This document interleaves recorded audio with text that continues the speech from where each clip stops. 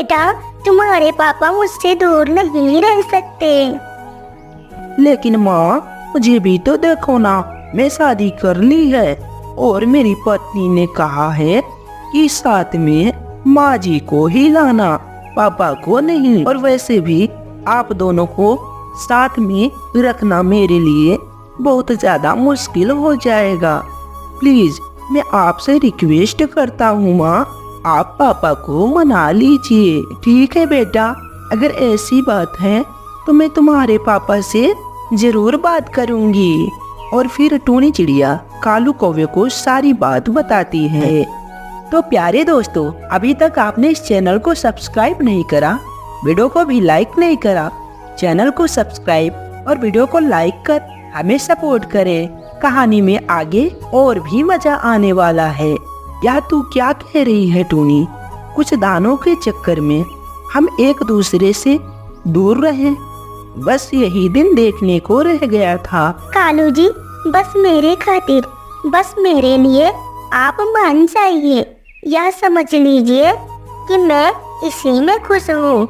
बाकी आप चिंता मत करना, हम एक दूसरे से कभी भी दूर नहीं है और ना ही रहेंगे, हम मिलते रहेंगे। इस तरह की बातें कहने और सुनने के बाद कालू कौवा टूनी चिड़िया की बात मान जाता है और जग्गू अपनी माँ को अपने साथ लेकर अपने घर चला जाता है। सुनहरी, यह है मेरी माँ। नमस्ते माँ जी, और आप ठीक तो हैं? जुग जुग जियो बेटी, मैं ठीक हूँ, तुम हमेशा सुखी और सलामत रहो। इस तरह टूनी चिड़िया अपने बड़े बेटे जग्गू के साथ में रहने लगती है। उधर शाम को जब दूसरा बेटा कुकू जंगल से अपने घर को वापस आता है, तब वह घर में अपने मम्मी को ना पाकर वह अपने पापा से बोलता है, पापा, माँ कहीं दिखाई नहीं दे रही, माँ कहाँ गई है? इस तरह कालू कौवा कुकू को सारी बात बताता है। अब सारा फैसला जग्गू ही करेगा, मैं भी अपनी मर्जी की जिंदगी जीना चाहता हूँ। इस तरह कहने के बाद वह कुकू अपने भाई जग्गू की तरफ चल देता है। माँ, आप यहाँ जग्गू के पास रह रही हो और मैं वहाँ पापा के साथ नहीं रह सकता, और आप यहाँ जग्गू के पास आकर रह रही हो।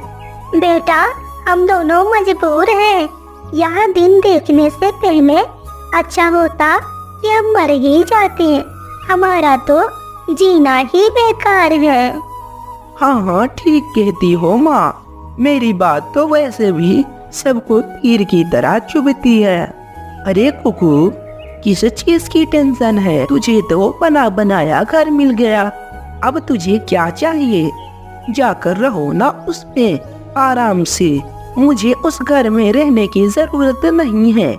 मैं अपना नया घर बना लूंगा, लेकिन मैं पापा के साथ नहीं रह सकता, पापा के साथ बोर होता रहता हूँ। मैं भी यहाँ से जा रहा हूँ और अपना खुद का घर बना लूंगा, लेकिन मैं पापा के साथ नहीं रह सकता।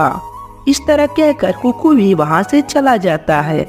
उधर कालू कौवा उदास बैठा हुआ था। वह अपने घर में उदास बैठे बैठे सोच रहा था कि जहाँ पर घर में कभी खुशियाँ ही खुशियाँ होती थी, आज उस घर का क्या हाल है। वह ऐसे बैठे बैठे सोचता रहता है और फिर कुछ देर सोचने के बाद वह अपने बड़े बेटे जग्गू के घर की तरफ चला जाता है। उस दिन उसका बेटा जग्गू और उसकी पत्नी बाहर घूमने के लिए गए हुए थे और वह लौटकर अभी तक घर नहीं आए थे। टूनी चिड़िया कालू कौवे को देखकर बहुत ज्यादा खुश होती है और वह कालू कौवे के सामने रोने लग जाती है। कालू जी, आ गए, आप आ गए, मुझे पता था कि मेरे पास जरूर आएंगे, ऐसी जिंदगी से तो मुझे मरना ही पसंद है। टूनी, तुम ज्यादा परेशान मत हो, हम दोनों एक दूसरे के साथ हैं, हम अपना हौसला करके दूसरे जंगल चले जाएंगे। हमें अपने बच्चों से बहुत उम्मीदें थीं, लेकिन उन्होंने तो सारी हमारी उम्मीदें ही तोड़ दी। इन दोनों को इन्हीं के हाल पर छोड़ देना चाहिए या हमेशा खुश रहें, लेकिन हम दोनों यहाँ नहीं रहेंगे। इस तरह कहने के बाद कालू कौवा और टूनी चिड़िया दूसरे जंगल के लिए निकल पड़ते हैं।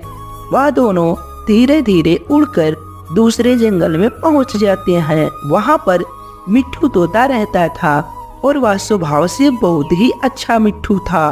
तोता कालू और टूनी चिड़िया का बहुत ही अच्छा दोस्त बन जाता है। मिट्ठू तोता टूनी और कालू कौवे का घर बनाने में उसकी बहुत मदद करता है। उन दोनों का घोंसला भी पास पास था। मिट्ठू तोता का कोई भी ना था, इसलिए वह कालू कौवे और टूनी चिड़िया का बेटा बनकर उनकी सेवा करने लगता है और वहाँ उनके साथ में रहने लगता है। दूर किसी जंगल में एक टूनी नाम की चिड़िया रहती थी। टूनी चिड़िया अपने बच्चों से बहुत प्यार किया करती थी।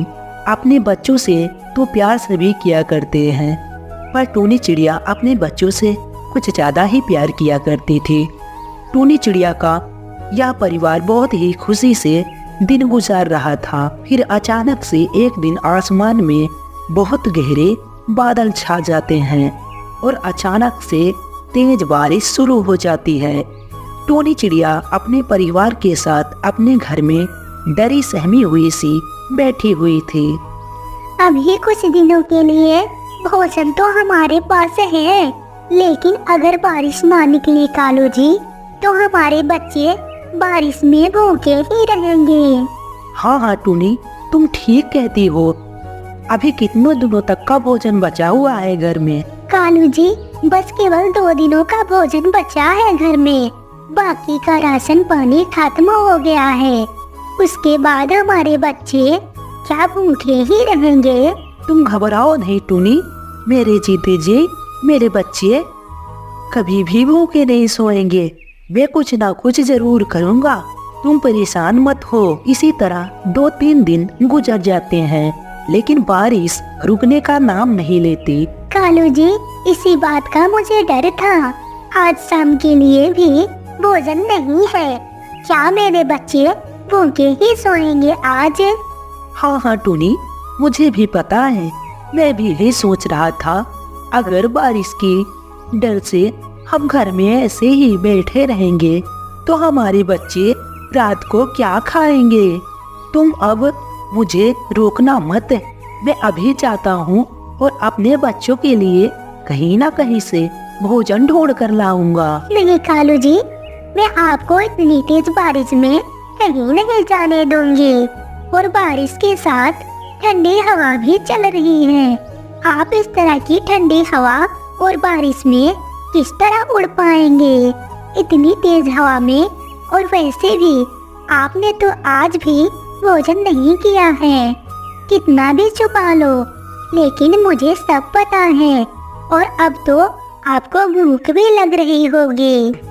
टूनी, मेरी भूख मेरे बच्चे और मेरी पत्नी है। मेरे लिए तुम सब हो, मुझे अपनी कोई परवाह नहीं।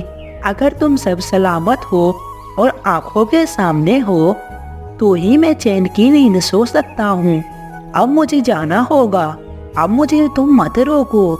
मैं कहीं ना कहीं से भोजन ढूंढकर बहुत जल्द वापस आ जाऊंगा, ठीक है? मुझे कुछ नहीं होगा। मैं इन छोटे छोटे बच्चों को भूखा नहीं देख सकता। ठीक है कालू जी, आप जाइए, लेकिन आप अपना ख्याल रखिएगा। इस तरह कहने के बाद कालू कौवा उस तेज तूफान भरी बारिश में भोजन लेने के लिए निकल जाता है। बच्चों, कहीं भूल मत जाना। देखो, तुम्हारे लिए तुम्हारे पापा इतनी तेज बारिश में भीगते हुए तुम लोगों के लिए भोजन लेने गए हुए हैं। वह तुम दोनों को भूखा नहीं रख सकते। तुम दोनों से बहुत प्यार करते हैं वह। मेरे बच्चे, हमें तुम दोनों से बहुत सारी उम्मीदें हैं। मम्मा, हम आपकी और अपने पापा की सारी खुशियाँ पूरी करेंगे। हम आपकी बहुत सेवा करेंगे। हाँ मेरे बच्चों, तुम दोनों पर मुझे पूरा विश्वास है। उधर कालू कौवा अपनी तेज उड़ान भर रहा था। वह ठीक से उड़ नहीं पा रहा था, फिर भी वह लगातार उड़ता जा रहा था और फिर आखिरकार तेज हवा कालू कौवे को एक दिशा में उड़ा कर ले गई। अब कालू कौवे को एहसास हो चुका था कि जिस दिशा में हवा चल रही है उसे उधर ही जाना होगा। धीरे धीरे वह चल ही रहा था कि अचानक एक बड़े से पेड़ से टकराकर वह नीचे जमीन पर गिर जाता है। चलो भगवान का लाख शुक्र है, मैं बच गया। मुझे अपने बच्चों के खातिर जीना होगा।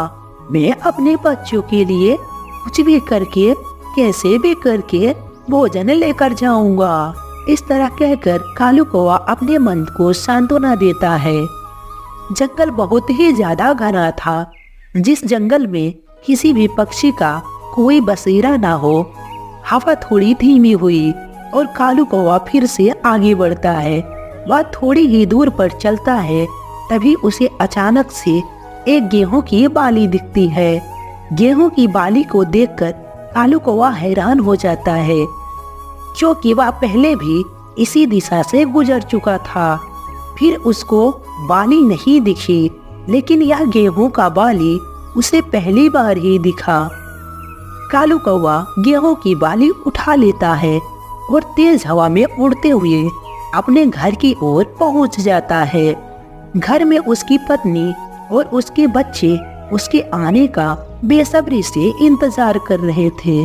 आप आ गए कालू जी। मुझे आप पर पूरा विश्वास था कि आप बच्चों के लिए कुछ न कुछ जरूर लेकर आएंगे। टूनी, तुम ज्यादा देर मत करो। तुम जल्दी से गेहूं की बालियों को बच्चों को दे दो। वह बहुत भूखे होंगे और वह जल्दी से भोजन करें। और तुम भी इसमें से भोजन कर लो। मेरे बच्चे बहुत भूखे होंगे।